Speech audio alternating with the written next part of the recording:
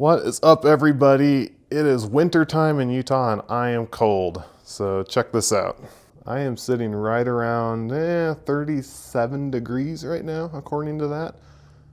This is an exterior wall that we're sitting on. It might be a few degrees warmer on the other side of the garage, but I doubt it, maybe half a degree. So this is the heater setup that I have right now. It is a Dynaglow, like 30,000 BTU propane fed heater. There's my propane tank. And just kind of wanted to talk about it today and kind of let you know what made me decide to go with propane versus electric, what made me go with this setup, some of the quirks of it, and then also some of the details. I've got parts lists in the description of everything I bought to make this work. So hopefully this helps you out in your home shop. Yeah, if you go on Amazon's website and read the description and read the manual for this Dynaglow heater, it'll tell you that it needs a 100-pound propane tank to operate. That's the minimum size, or it needs to be plumbed into your propane system. They also make a natural gas heater, the very same style, just a different part number. You can't mix and match those. The natural gas won't run on propane or vice versa. I think there's a difference in the burner. So that was one of my concerns. I figured I'd go ahead and try it with my little 20-pound tank. If you can see it, it's a little dark. Yeah, so I bought it. I figured worst case, I'll buy a bigger tank if I need it. But so far, it has worked fine. Another concern I had, since I'm not plumbing into an existing system or anything like that, was the actual pressure and how much propane is supposed to get to this thing. So I ended up buying, I think it's just a normal like grill or gas grill hose with a pressure regulator on it. The reason I picked up this one in particular, which there's a link down below, is it actually said that the regulator is regulated to 11, I believe it's inches of water. It sounds kind of weird, but I'm used to seeing inch mercury for pressure. And so it actually gave a rating. A lot of them just say, compatible with gas grill or whatever, and that doesn't really help me in this situation. This one regulated the pressure down to 11 inches of water. When I looked at the manual for my heater, it said max input pressure is 14 inches of water. So that told me that I'd be safe running this hose. Additionally, with this hose, I think the reason I'm not having any issues with running a smaller tank is that this flow rate is pretty normal and normally used on these tanks. So I think if anything, I'm just not getting the full 30,000 BTU output on my heater. So overall, it has worked really well. In Utah, like I said, it's 37 degrees out here. It doesn't get super duper cold. It's not like maybe outside, it's 10 or 15 degrees, but my garage is attached to the house, so it gets a little bit of that heat. I don't go opening the garage door hardly ever because I don't want all that cold air to come in. And so it usually, within 15 minutes of running this thing on high, it's nice and warm in here. So I'm pretty happy with it. The biggest thing that I want to try out, and I actually got for Christmas, is this little fan. So it's right here, ready to be installed. I figured I'd show you the install. And the idea is that it just mounts in the back here. There's a breakout panel right there. And then it blows the heat forward. Right now it takes a while to heat up, and when it finally does, if I reach my hand up, even the ceiling's right here, I can feel a pretty big temperature difference. And so I know, everyone knows heat rises.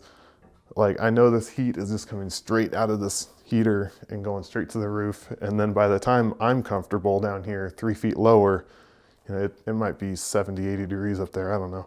It's warm. And so I'm hoping that with the fan installed in the back as a little upgrade, that it'll kind of cause some circulation and hopefully heat the garage a little more evenly and maybe run a little bit less. So let's go ahead and install this and see if it helps.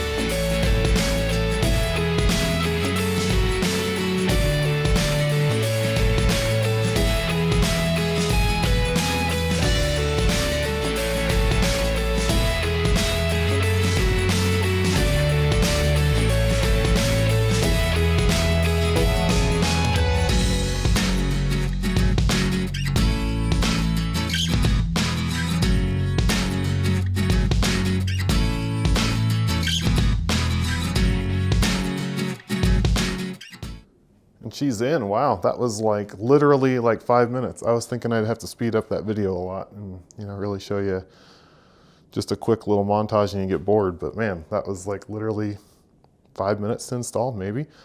Would have been shorter if I'd had my tools handy and everything. So boom, go ahead and plug her in and we'll see how that looks and how that works. All right, so I've got it running on high right now. The fan hasn't clicked on yet. There's an auto setting on the back with a little heat sensor. So once that heat sensor warms up, it says it can take a few minutes to click on. At that point, it'll go ahead and start pushing air. Yeah, this thing just puts off so much heat. You can feel it all above it instead of in front of it. So a couple things to note about the setup. Number one, I've got it sitting on these ugly 2x4s because I needed an adapter. Maybe you can see where it plugs in, but there's a little fitting there that I bought, which it'll have a link in the description to the one I bought and the one that I would recommend using and I'm probably going to switch to in the near future whenever I go to Home Depot. I just don't want to make a special trip. I bought the straight fitting, which drives the hose straight down at the ground, which kind of sucks because then you're putting your hose in a kink to get out from under it. So if you do the 90-degree fitting, little elbow, then it will go whatever angle you need it to go.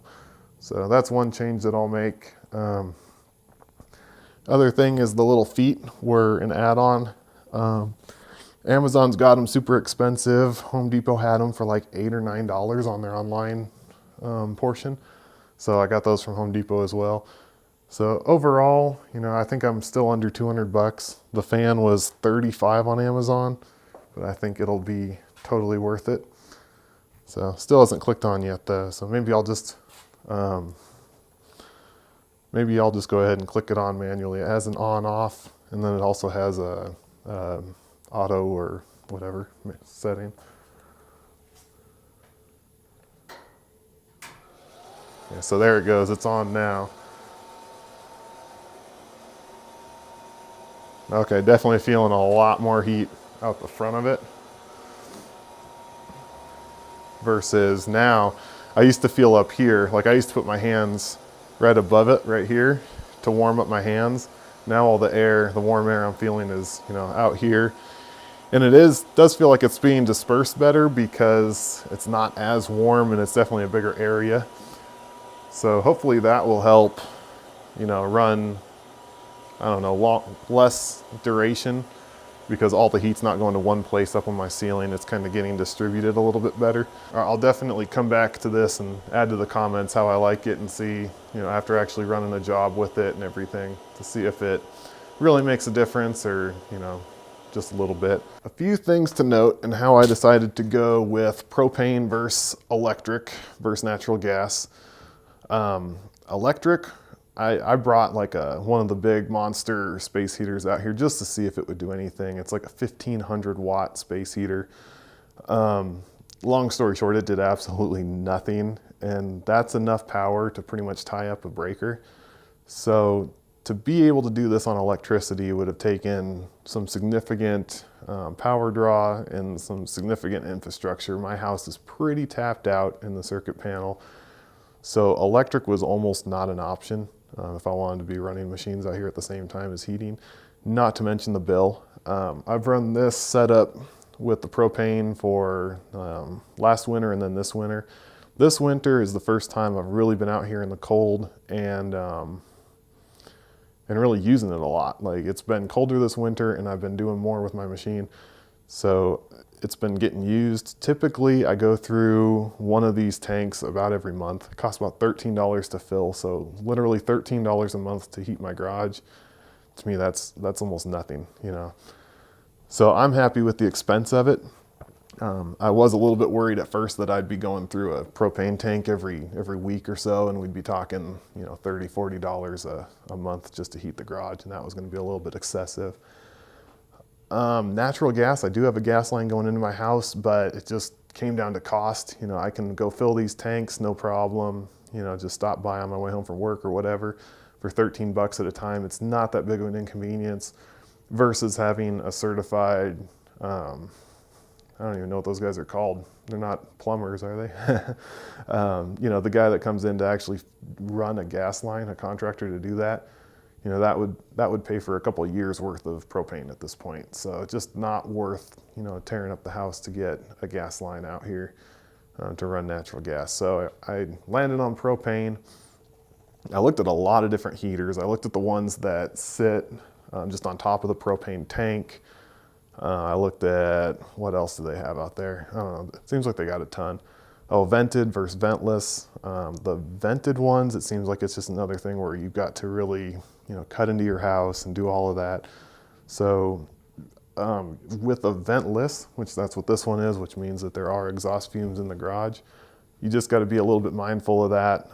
I do have mine set next to a door because that door is fairly drafty. I figure that's not a bad place for it.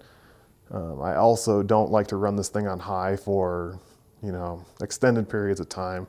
Typically with Utah, you know, we're talking 30, hey, we're up to 40 degrees. You know, it's not that cold. So if I run this thing for 15, 20 minutes on high, I'm usually, especially if I'm wearing a hoodie, I'm already getting toasty and I shut it off completely. And then I'm usually good for like a half an hour, 45 minutes before I even think about turning it back on. If it's really cold out here, like it's kind of been, we've been down to, you know, 10, 11 degrees outside.